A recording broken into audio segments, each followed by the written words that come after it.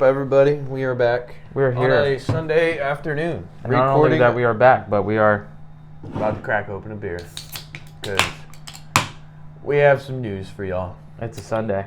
It's Sunday. We have some bad news, actually, for both sports. Not looking too hot. I'm gonna keep it real right now. Players right now. Right now, this looks weird. What? I'm a little shorter. It is what it is. Yeah, I'm in a lower chair.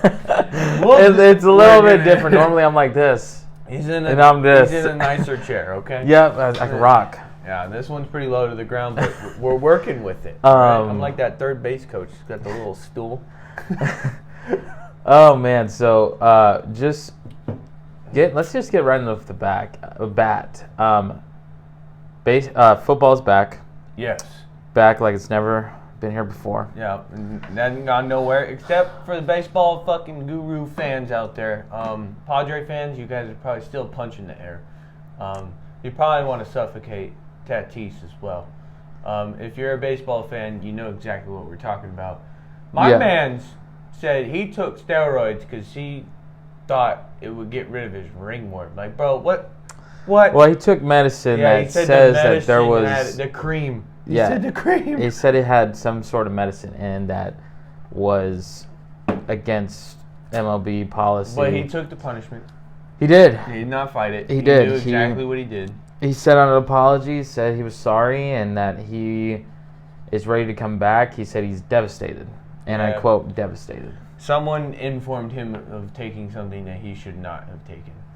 Yeah, I can only imagine his agent, just the conversations that he's have to make with the front office in San Diego that like, hey, there's no winning this. Yeah. He hurt himself on a motorcycle. Mm-hmm. Now he's just making himself look bad. He broke MLB policy, and not only that he's suspended for 80 games, but he is suspended the rest of the season as well as the first half of next season. Yeah. So it's gonna be a long time. So if you have a Tatis jersey, you're you're the closest thing that Tatis can see on that field. Yeah. Sucks to suck for Tatis. You gotta follow the rules.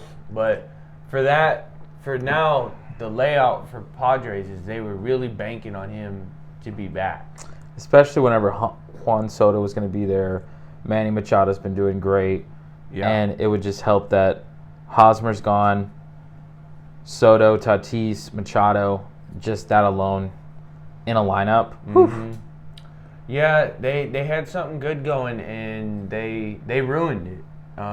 They had a very solid World Series type lineup if he came back. They were going to be huge favorites because they were creeping up on the Dodgers, but Dodgers are on a franchise record winning streak right now. Dodgers, the way they're playing, they have their ups and downs in October, but like I really, as a Giants fan, they probably going to take it. They look absolutely unstoppable, and I mean, not only that they won their last 10, but they're on a 12-game winning streak right now. So the Dodgers are doing absolutely solid, and another team that's been doing absolutely solid is the Mets. Mets are still holding that first place spot and winning 8 of the last 10. So the Mets, Jacob deGrom is back. Yeah. Still doing DeGrom things. Yep. Scherzer is back. Well, he's been back, but I mean, now you got DeGrom, Scherzer. I mean, that's 2 absolute studs in rotation. Yeah, DeGrom is back at his Cy Young type play. That was expected. That was going to happen. I don't care who you are. That was 100% going to happen. Yeah. He's just the pitcher of our generation. Besides him and Verlander, there's really no one else on their level. As we know, Chris Sale's. I don't think we mentioned it last week, but Chris Sale's out for the season. Chris Sale is out for the season. Probably reiterating it for anyone that watched last week. As you guys all know, we did the fantasy mock draft. Clearly, we're not doing that today. We're starting off with baseball. The mock draft was very fun. We got some solid feedback on that. People thought it was cool. As you all know, We posted a link already. It's out there on the page. We're gonna keep pushing it out there. But the draft is coming up. We're a week closer to it. It's on We're the 14 days out. 28th at 4 p.m. For anyone that wants to join, please contact us. Let us know. Just be aware. We've discussed how we want to conduct it, and you have until week 6 to give us the $50 if you want to be in our league. With that being said, if you do not pay, it's not an option not to pay. But for whatever reason, we know there's some people, everyone has run into that. If you don't pay, you don't get any of the winnings. Correct, and you don't get your name in the hat for any of the jerseys or anything like that. Yeah, so nothing. You get nothing. Even if you come in first, it's going to go to the people right below you. Yeah, so we definitely want to make this as fun as possible, and we are excited to do the first ever fan league. So this is something exciting that we want to do, and we are only doing football. And yes. I mean, unless anything changes next year, but regardless of that fact, we are excited for this to happen, and we hope you guys will join and have fun with us. We need people to join. We still have how many slots open? We still got about 13? 6 left. Well, if we're doing so, as of right now, we're still holding on to 16. Yes. As we get closer, we'll be able to let you guys know if it's going to drop to 12 or not. We'll let you know next week. Yeah, next week, depending on how this week goes, we'll let you know if we get enough people in. But we're still running it. It just might be a little less, but correct. It's still open for 16 total people, including me and him. So go ahead. We need 13 because we already got 1. So we need 13. The money's not due, so don't worry about having to pay us right away. Yep. We need y'all to join because the draft is on the 28th. Either way, we have people lined up to join. We've been busy, so we're going to really jump onto that as much as possible because we need to get it all set up and ready to go. Yes. We're not doing a hand pick for the draft order. The draft order is going to be auto-generated. Yep, it's going to be set to random. Yeah, so we're going to set it random, so if you planned on being able to pick your pick, you're not going to know. You'll know, obviously, once we start the draft. But, yeah, auto-generated, PPR. Snake draft, all that good stuff. Anyways, back to baseball. Yeah, so, anyways, with baseball being said, Astros and the Dodgers have the absolute best record right now. Dodgers is just looking absolutely insane, but we already touched on the Dodgers. I want to touch on a couple of the other teams that are less notable, that being the Mariners. Mariners, they are still in the power ranking in the top 10, so you guys are probably wondering why I'm saying they're not notable. But the Mariners, I feel like you don't have a whole lot of big names on them. And young guys. Mariners are doing great things. You know, it was just last week where they were 17 games behind or 16 and a half games, and now they closed the gap to 12 and a half. So, you know, there's still a solid 40 games left in the season or, you know, somewhere around there, and Mariners looking like they can inch the gap a little even closer. Orioles is another team. Orioles are right there on a wild card spot. It's kind of crazy to think about that because just last week and the week before that, even a month before we're even having this episode, the Orioles look like the Royals. Hate to say that. Yeah, they turned it around second half. I don't know. Not many changes happened to that team. They just kind of picked it up. Right. And the Orioles, I mean, another team, Tigers, there was just almost like no hope. And it's kind of crazy to think that the Orioles traded away a bunch of people. They're still rocking with their young guys, and they're still winning ball games. It's fine. It's good to see a new face, you know, in the playoff race. Yeah, they're literally right behind the Rays. Yeah, they're right there. Yeah. Do I see them, if they do make it, they'll be like 4 seed. So the Orioles are going to go up against the number 1 team if they win out in the wild card. But, I mean, hell, don't count the Orioles out. You never know. Something could be cooking in Baltimore. But Switching over to National League, a team that's honestly has really surprised me a lot in the National League is the Phillies. Yeah, Phillies turned it around. I really thought after they fired their manager, Girardi. Things weren't going to go well, but it ended up working out pretty well for them. Bryce Harper's probably going to be back soon-ish. Yep. I don't know the timetable. I just know his injury wasn't severe. It was a bad one, but it wasn't anything along the lines of he's not going to be able to come back. He'll be definitely in the probably next month. We'll probably see Bryce Harper, or even this month. I gotta look it up, but with Bryce Harper coming back and they're doing this well, Phillies I believe are gonna lock in a wild card spot. They're not gonna take their division. Their division is just too stacked. The Phillies. Exactly what Tyler said. Not even gonna beat it like a dead horse, but Phillies ever since Joe Girardi. They've been killing it. They've been killing it. At first they weren't though. At first it was looking a little scary. They had to figure out how to weigh out the ship. The ship started rocking and then they set course and now they're killing it. But another team in the National League that's doing rather well right now is honestly the Cubs. I know they're still. They're almost. They picked it up, but it's almost too late. Yes. Now this is where I just want to say I've been watching a couple of the Cub games.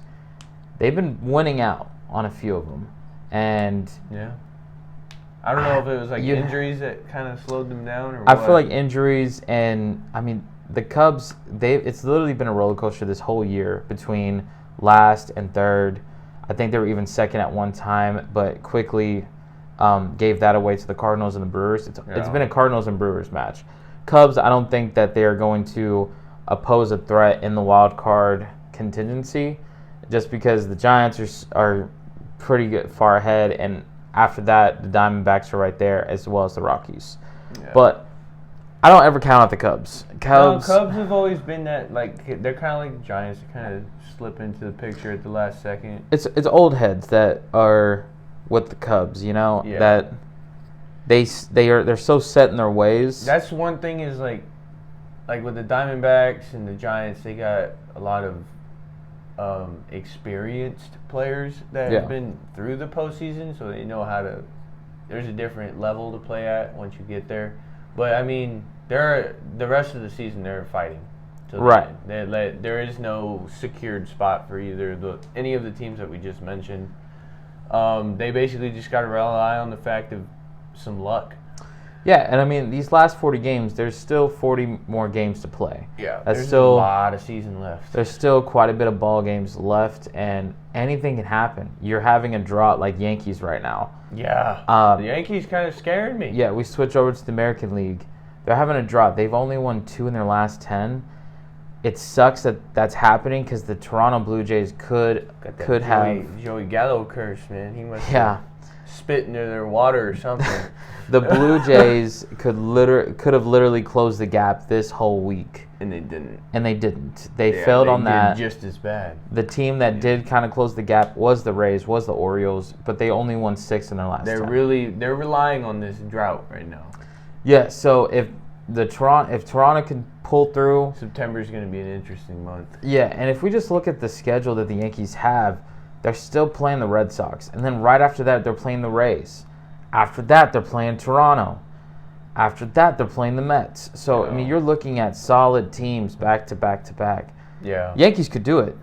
Yankees, they have the lineup to do it. I'm not too worried about it. Now that we're on the Yankees, though, again, Aaron Judge is could be doing it, people. On that Barry Bonds pace of when he set the single season record. Aaron Judge has already broken a bunch of franchise records for the Yankees so far. He's on pace so far. I really hope he can break 70. He's getting there.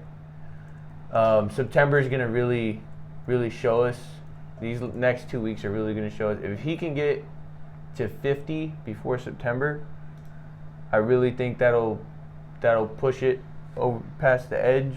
Yeah. But the goal is what, 73? Or he's got to get 74 to break it? He's got to get 74 to break it. 73, tie it. It would be really heartbreaking if he tied it. I mean, it's still a hell of a milestone. He'll be the second player to only do that. 74 to break it. Break it. Okay, yeah, I was right. 74 to break it. 73 to tie Barry Bonds. There hasn't been a player hitting home runs like this since Bonds. Correct, and I think the only other one was Pete Alonso. The only one that's active that has high numbers is well, right now Judge, but Pete Alonso. Pujols is like the only guy that's put crazy numbers for home runs in the past. I could have sworn Pete Alonso, though. Alonso he's just not. I don't think he's gotten this high. No, but I know he's getting in the 40s. Yeah, he got 44 last year, I believe. So if you just look that up real quick, 53. 53 last year. Yeah, I mean Aaron Judge is 2019, but yeah, that was on pace for at least. That was a rookie season. Yeah. Yeah, Pete Alonso is he's one of the Pete Alonso's that are on pace for the home run record. Obviously, Ohtani is already 100, coming up on 200 already. Well, he matched Ichiro on the most home runs by a Japanese player. Everyone already knew that was going to happen. Yeah, Ohtani just. Yeah, that was Ohtani. Between Ohtani and Aaron Judge is pumping out way more than Ohtani is this year. Oh, well, Aaron Judge, that's rightfully so. I mean, you're looking at a giant that's just... Yeah, it's kind of cool that power hitting is kind of making its way back. Yeah. About time. It's been 20-something years. Yeah. Almost. Yeah. I mean, the record was broke 15 years ago is when this record was set. Yeah, so, I mean... It feels weird to say that. What? Bonds? 15, yeah, I watched it. Wait, Bonds? Watched it as a kid, yeah, in 2007. No, he broke it in 01. No, the singles, I'm talking like all time. I'm talking about the home run record itself, not just single season. Oh, the home run, yeah, I got 15 years, no one has even come close to it. Yeah. The only one that's close to it that's an active player that's remotely close. We're talking within 100 is Pujols, and he's literally almost 100 away. But everyone's hoping everyone wants Pujols to hit the 700 milestone. But he's got enough games to get. Well, this is his last season. He's got like 15 more to go to get to the 700 milestone, which would be cool for another player to reach 700. I really hope he does. I feel like that'll stamp his legacy pretty well. Well, I mean, Pujols have already stamped his legacy, but yeah, that would be like put the ribbon. Yeah, like cherry on top. Yeah. Go out with a bang. And Cardinals are killing it this year, so we might be seeing some playoff Pujols. Well, it's been on his final year. It's been back and forth in the National League with that, but yeah, you touched on everything with the Yankees, and I mean, we'll see what happens if they turn it around, and we'll see if Blue Jays and Tampa Bay take the advantage on this drought and win the games against the Yankees the next couple series. So, with that being said, somebody else that is very near and dear to my heart watching play baseball is Miggy Cabrera. He is going to play in 2023. He definitely, I think. This is old news. This was last week, but this is old news. We didn't really touch on it. No, it's just awesome to see. I think it's because he really wants Detroit to turn it around. I think he wants to go out with a better season. And right now they're not doing that. I think it's that, and also, I mean, look at Pujols, how many years that he's played in the game, and then to end up back in St. Louis where you did stamp your legacy. Yeah. It's just the love for the game, and Miggy has said he's not going anywhere besides Detroit, which I respect that because you don't have too many people like that do stay. That want to ride out in one place.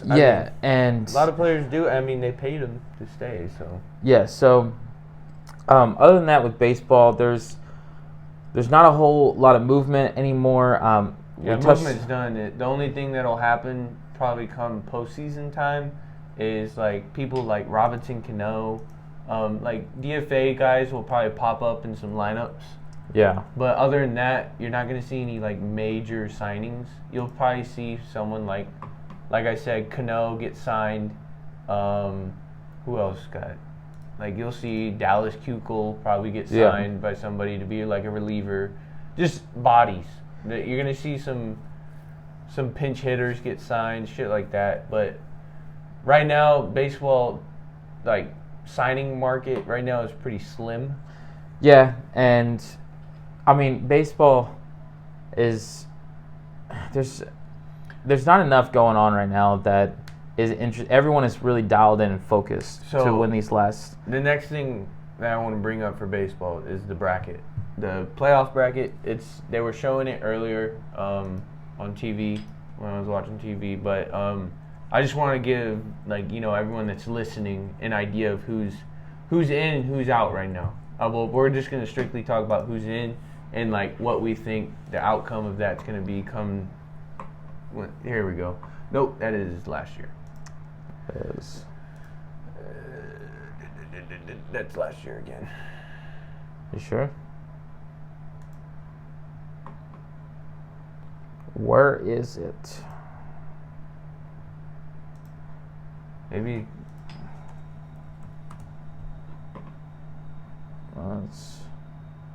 So, give me 1 second, guys. That's yeah. Well, you gotta change that. Hold on, guys. We're just trying to get one pulled up that shows the current.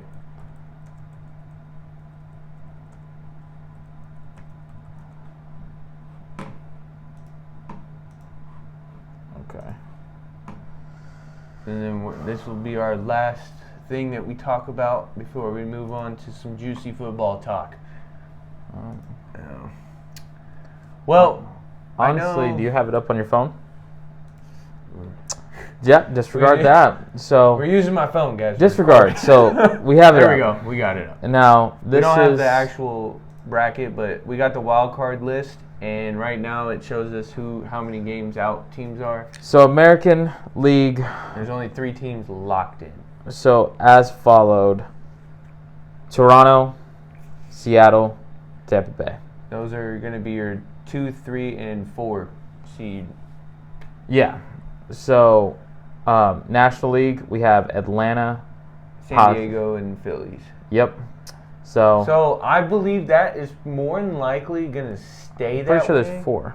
There's 4, but they're not going to show the top 4 until until teams start locking in. Right. But the 3 that are so far secured a spot, there's not clinched yet, but their spots are pretty secure, is the top 3 we just mentioned for each league. So American League. Well, American League is still a toss-up just because you got Baltimore at 59, you got Chicago White Sox at 59, you got the Twins at 58. And Red Sox are last in their division and they're only 5 games out from the wild card. So that goes the American League is really competitive this year. Yeah, and Atlanta Braves, they are plus 6 games away from even the Padres. So the Padres, I mean, Atlanta seems like they pretty much secured their spot. I'm pretty sure Atlanta would just have to completely fall off. San Fran, though, where are they at? They're 7 out. 7 out.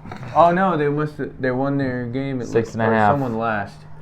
Someone lost. Jeez, so, words. If Milwaukee keeps losing, San Fran could. Yeah, San Fran needs Milwaukee and Philly to just plummet. I don't think Philly. I see Milwaukee plummeting. I mean, they just traded away probably the greatest closer. Hater. Yeah, that was a big mistake. That was right now. I don't know what the Brewers were thinking with that one. It's kind of interesting to see them trade such a vile piece. That's almost like the Angels trading away Trout. That's almost like Padres trading away Tatis or Machado. That's like giving away I'm trying to give a good example. I mean, those are great examples. Those are Chapman off the Yankees. Yeah, it's just like an equivalent. Or Mets trading away DeGrom. Or what's his name? Speaking of, I just want to touch on this. What's his last name is Diaz, I want to say, for the Mets, the closer. With the Timmy Trumpets walkout song. Oh, I know. He has the sickest walkout song. I've shared it a million times on our Instagram. Edwin Diaz. Yeah, Edwin Diaz. He is by far, like, as of current closers, he's like the best closer in the league right now. And his walkout song is literally like gives you goosebumps, bro. It's like every time the whole crowd is involved, it's just you hear the trumpets and you just know the game is. It's almost like Major League when you start hearing. It was the last person to have the best, like just how dramatic the lights like come down on them type thing. You know, it's like the Undertaker walking out. Like it just catches your attention. It's like he's just one of those people. Like his presence is just like is known when he touches the field. That's awesome. But other than that, one quick thing that I do want to touch on. This is something that I'm very super into, and Tyler, maybe you agree, is World Baseball Classic. This is something that I feel like doesn't. Yeah, I wish they're building the USA team up right now. Yeah, I wish that they put the Classic at a different time, or they did something like almost like the Pro Bowl, kind of do it around baseball season. It's kind of like the Pro Bowl for MLB guys. Like they don't take it extremely serious. Yeah. It just gets them reps in a way. Or honestly take away the All-Star and put the Classic in there, because this is something exciting that brings, nationalities everywhere. So Bryce Harper just accepted onto the World Baseball Classic. That happened just a day ago, and he accepted that. So as the lineup is right now, it's Harper, JT, Romuto, Trevor Story, and Mike Trout. He is the captain, and then Nolan Arenado. So it's pretty exciting. This is a solid lineup right there. Yeah, so far. Trevor Story, Irving, Texas cap. What up? Who's the manager? Right now they haven't chose the coaches yet, so that's still okay. That probably won't happen for a little bit. So right now they're, obviously asking everyone right now and getting ready, and it's going to be exciting. I can't wait for it, but 100%. I think we're going to honestly take a quick break real fast. Give us 1 second, everybody. We're about to switch over to football. YouTube, you just sit tight. Yeah, YouTube, you're just going to keep rolling. All right. So we're going to touch on one thing real fast because it happened, and it's breaking news for anyone that's a Jets fan. They probably already know. The Stifler himself. Yeah, Stifler hurt himself. He hurt himself pretty good, too. Meniscus tear, slight tear. You got to get surgery to correct it. So I actually had slight meniscus tear. It's no fun. No. I had to get bedridden for a solid 6 weeks. And they're saying they're hoping the best is 2 to 4 weeks. No, yeah, and that's where they're going to try to for the rest of the preseason. They're going to try to repair it, and I know that they're going to try to repair it fast. But people forget last season, Mike White. He balled out. Everyone forgets that last season. The backup there is Joe Flacco. So, but they also have Mike White. So if you remember Mike White, for Jets, that's honestly it's gonna hurt y'all's offense because Wilson was they were really hoping this was gonna be the year they does something, but I don't know, that's a risky injury right there. No doubt, and that's an injury you don't want to mess with. Hopefully he doesn't rush himself back. I'd probably take it easy all the way up till week 1. He's probably done for the rest of the preseason, unfortunately. That's sad. Because unfortunately, he's only second year in, so he really needed those reps. Yeah. To get, familiar with, playing field, speed, all that. Well, Joe Flacco might be at the helm, but yeah, Mike White, he did absolutely insane one game, threw 5 tutties in one game. I don't have the game in front of me, but it's an unfortunate thing for a coach like Robert Saleh to get dealt that too. Yes. Your starting quarterback's already out for some weeks coming to the start of the season, and you got to worry about whether or not he's even going to be available when you need him to be. So Jets, fantasy-wise, go ahead and cross him out. Yeah, so I'm talking as a second quarterback pick, not your initial. He's not. I wouldn't pick him one bit because if your starter goes down and then you got to rely on a bum knee to possibly get you somewhere. No bueno. So fantasy-wise, just leave him alone. I like that you brought up fantasy because honestly, like football-wise, it's preseason. Yeah. We're trying to see everyone how they're playing, getting the reps in. Patrick Mahomes came out and he's doing Pat things, so that's awesome to see. And the rookies, last night, Kenny Pickett for one of them. I watched a recording of the Packer and Niner game. Yeah. After I'm just putting it out there. After about the second quarter, there's nothing really to watch. You can tell it was a practice squad on the field by the third quarter. So yeah, so it was preseason right now is like hard to watch. Yeah, for right now, very ugly looking. I do want to just say Steelers wise, Kenny Pickett looks solid. 13 for 15 attempts, 95 yards, 2 tutties. Mason Rudolph, 9 out of 15 attempts, 93 yards, 1 touchdown. And Mitch Trubisky went in there just to throw a couple reps. Drew Lock is looking pretty damn good with Seattle. Drew Lock, I feel like people sleep on him and don't give enough credit to him. But right now, again, this is preseason. I am a... Did you hear what happened to Marshawn Lynch? No. What happened? Got DUI. Oof. In Vegas. It's always Vegas. Man. I read the details on it. He was like asleep in his car. Yep. Like he just got walked up on, I think, but I don't know if he actually got charged with it. But it was like possible DUI was the headline. Never a good thing to see. I mean, he's not playing anymore, but like you just don't ever want to see that. Right. He's like a legend that people look up to, and you see that in the headlines. It's always disappointing. It's tough to see that, and I mean, you hate to see it. I mean, it's Vegas. That's what just sucks about it. Notice, man, anyone in that organization, it's just there's always one guy. Something's happening. Something's happening. Vegas they thought it was going to be a good spot, and right now they lost Henry Ruggs to some Vegas outlandish shit, man. Yeah, it's a place that you get out there and you just want to do crazy. You want to do crazy things. It's Vegas, baby. So that's why they always say whatever happens in Vegas stays in Vegas. But when you're on an NFL team, yeah, literally when you have to live there to make millions, and then you're just surrounded by it, it creates bad habits for some. Creates bad publicity too. Yeah. So, kind of going off of what Tyler was just talking about with fantasy-wise. We're about to dive into this. Yeah, there's not too much to talk. It's preseason, guys. But this is where... Keep your eyes out on injuries is the only thing. Yeah, so these next couple weeks, there's a reason why we don't ever do the fantasy drafts first week of preseason, second week of preseason, Zach even Wilson third week. Is a prime example. Exactly. So, this is stuff that we take serious. We watch religiously. And, just some key thoughts and key pickups for fantasy is I want to talk about a little bit on receivers.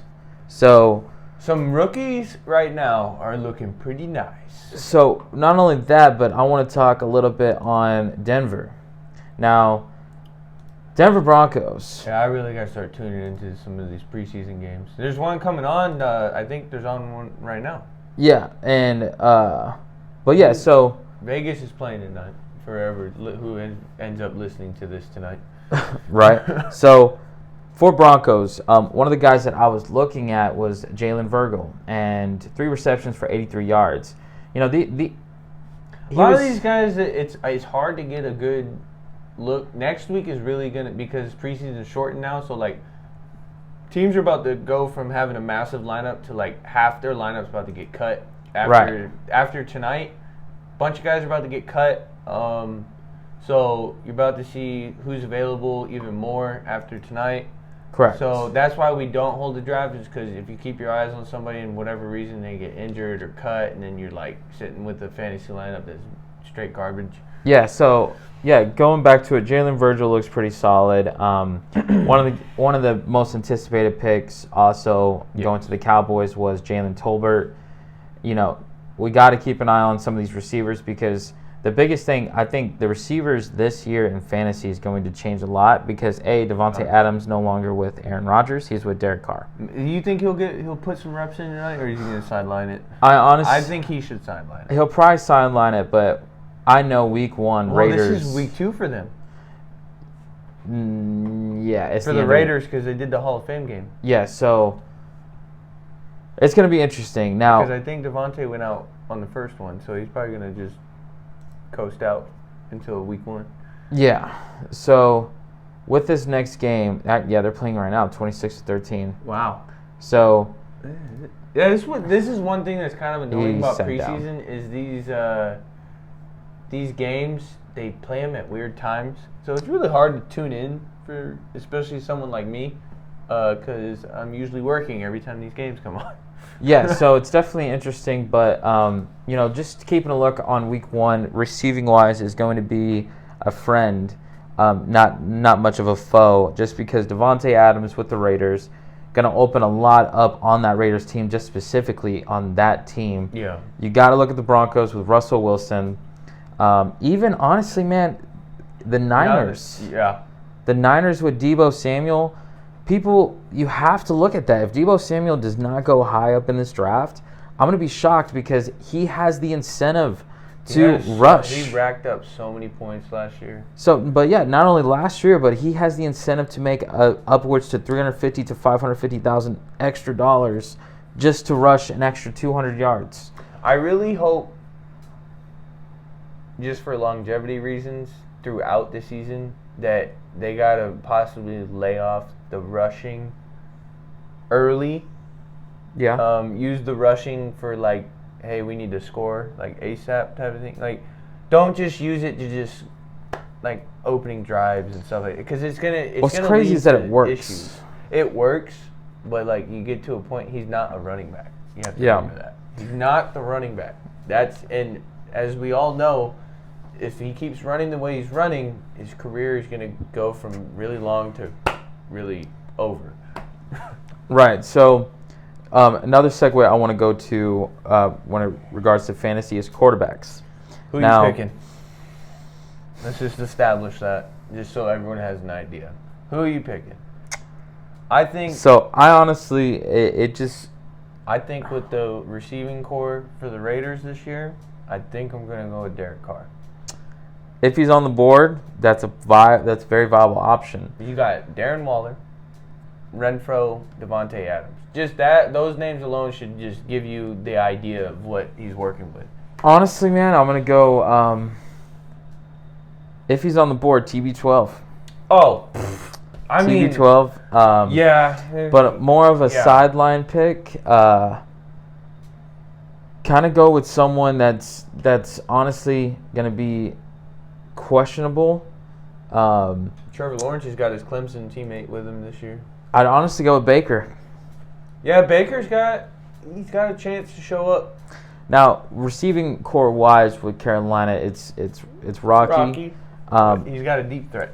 Yes. Now, hopefully Christian McCaffrey stays healthy and he has that as a receiving option as well. Yeah. So, which I've noticed, something that the Raiders have been doing and are doing at this game right now is that Kenyon Drake is going out as a wideout, as well as doing a couple dump passes. That's something that the Raiders did do. They're finding success in that. Keep an eye on Trevor Lawrence. He might be a sleeper this year with Christian Kirk joining them. I'm really excited to see how Trevor Lawrence and the Jaguars do, especially after last year with the whole scandal and everything, that the Jaguars are going into a right direction, especially with Doug Peterson as their coach. So let's be realistic.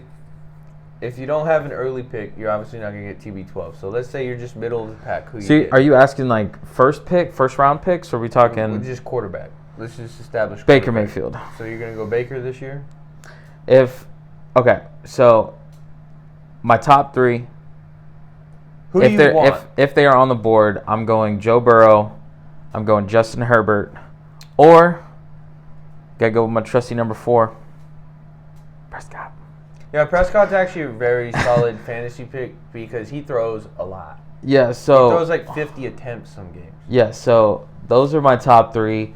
If whatever reason they go away, I'm gonna have to go with Baker. Browns. This is something, guys. You guys have to fully know and fully watch that if you guys buy into Deshaun Watson, you never know what's going to happen from now till week 1 because I don't believe that they officially said that there is no suspension. For who? Deshaun. No, there is. There's 6 games. Yeah, but any more than 6 games? As of right now, no. But they have, like... So, they basically said... It's still open, though, right? They think... Well, no, it's not. As of right now, no, I meant, like, Roger Goodell. Like, they're looking... Yeah, Roger Goodell thinks it should be a full year. But it's not up to him. He doesn't issue the suspension. He recommends the full year, which he has a big say, obviously. El Presidente.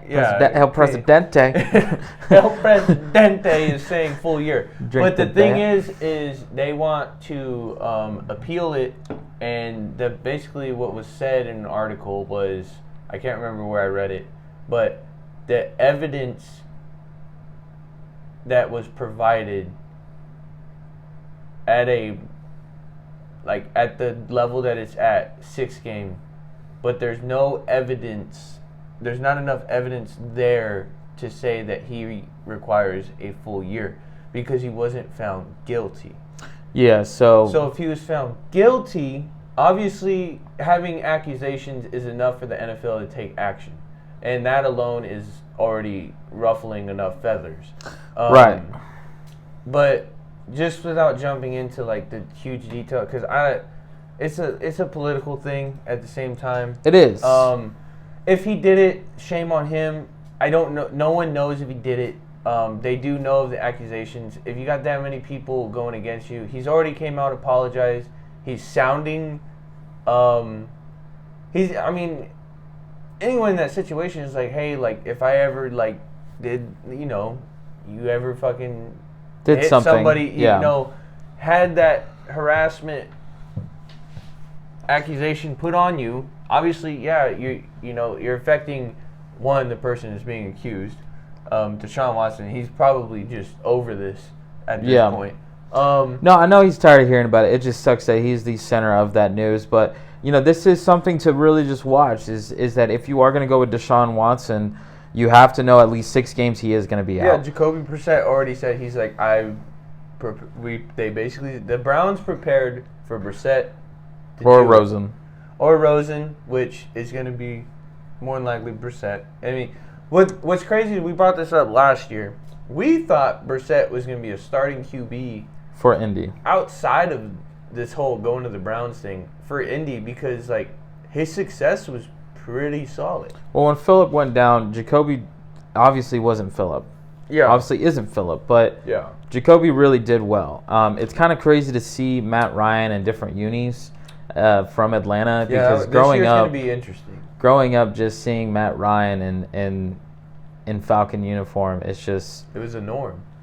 Yeah, so it's really crazy to think about, and I know everybody that's listening, you guys could definitely relate because there's a lot of greats that I watched growing up that are leaving. Yep. And now I'm just thankful enough that I was able to see LT, TB12, people to that stature Randy play. Moss. Yeah. Yeah, so, but going back to fantasy-wise, there is a lot of quarterbacks that are great on the board. One of the quarterbacks to take a look at is Lamar Jackson. They are still deciding on whether or not the contract negotiations is going to go through. He's going to get it after the season, I think, though. More than likely after the season, but the thing is, one thing that I do love about Lamar Jackson, he is not the type of guy that, hey, I'm going to stop talking about this contract negotiations. He did say in an interview, I'm done talking about it once week 1 starts. Week 1 starts, don't ask me anything about it. Because if I want to get it done, obviously, by week 1, but if it doesn't happen, it doesn't happen, this is where I'm staying. I love that because it's something similar like Dak Prescott. Like, okay. Those kind of negotiations take time because it's clearly long-term. Yeah, and look what Dak Prescott got. He finally got paid, but at the end of the day, Dak Prescott obviously was frustrated, I'm sure, by not getting paid. But look what happened. He played throughout the season. He balled out. It's unfortunate that he got hurt, but either way, he got paid. And I think Lamar Jackson is viable for the Baltimore Ravens. He brought the Ravens back to a competitive standpoint, not just a defensive team that wins ball games. Yeah. Other than that, fantasy-wise, there's not a whole lot to touch on quite yet. Just keep your eyes on the players that you want. Keep an eye on their injuries if they are injured. But like we said, we mentioned the quarterbacks that we think you should get early if they're available. Is there anything else that you want to talk about? Honestly, I think we'd really touched on a lot. Guys, fantasy, we could keep talking about it. It's just you never know what's going to happen during these preseason games. Yeah. The last week of August is going to really be a long episode about fantasy football, especially whenever we start our drafts. Yeah, once we get to draft week, that's where a lot of you got to start marking your. Oh, we're going chart. in. We're going in. You got to hit your depth chart. So, but honestly, guys, we appreciate the feedback that we get. Yes. We hope that Tyler and we are going to be posting more links on the fantasy football. This is something that we are very serious about. If we cannot fill a 16-person team, we will explore other options. But at the moment, we are sticking to our guns with that. Yes. But other than that, man, I honestly, I don't have much else. You have anything else you want to add? Other than that, we're going to do our little closeout real quick. As you all know, we already established what the Fantasy League is looking at, what it's going to look like. With that being said, please give us a comment, share it, be a friend, tell a friend, like, comment, subscribe. Really helps us out. That being said, thank you for listening. One love, y'all.